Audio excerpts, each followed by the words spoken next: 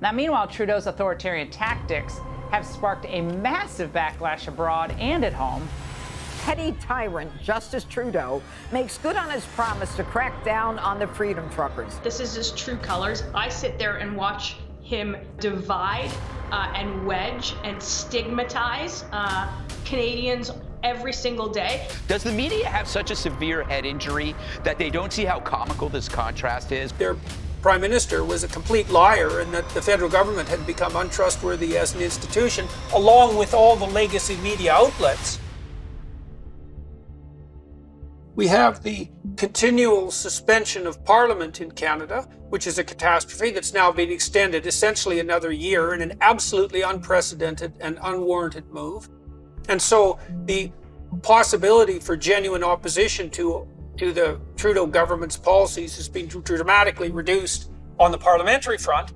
And now we have this situation where the press, and even the CBC in years past, was at least under some circumstances, an effective critic of governmental policies, both federal and provincial, and also saw that as their sacred duty, let's say. That seems to have gone entirely by the wayside.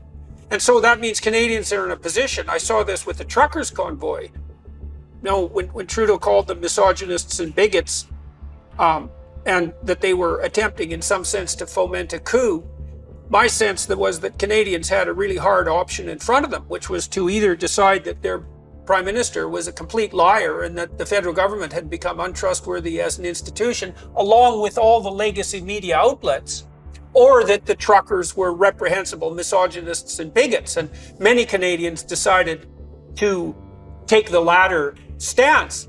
But it's not surprising to me, because our institutions had been pretty sound for about 150 years, and it's a bitter pill for Canadians to swallow, to understand that in some real sense may no longer be the case. You cannot underestimate the role that the media plays in everyday Canadian discourse. You said yourself at the commencement of this interview that Conservatives have difficulty reframing the debate. In fact, Liberals frame the debate very, very well. And so it seems like we're fighting every election on their ground instead of talking about issues that may be important to us. And so there's no question that media has a large part in how the daily conversation goes on, which is why it's so important that we keep it independent and objective by ending all financial relationship between government and the media. But back to the truckers. Jordan, everything the Trudeau government said about the Ottawa Convoy turned out to be false. The arson was not connected. There were no weapons. That was a huge lie, man. There was no weapons found anywhere near the site. There was very little foreign funding, about 10 to 12%, and all of it was small donations. And there was no foreign collusion. And it's on the strength of those misrepresentations that a lot of Canadians formed public opinion, and on the strength of those misrepresentations that the government tried to justify the invocation of the Emergencies Act, which is the successor of the War Measures Act that hasn't been invoked since the 70s. And so this particular piece of legislation was invoked for the first time.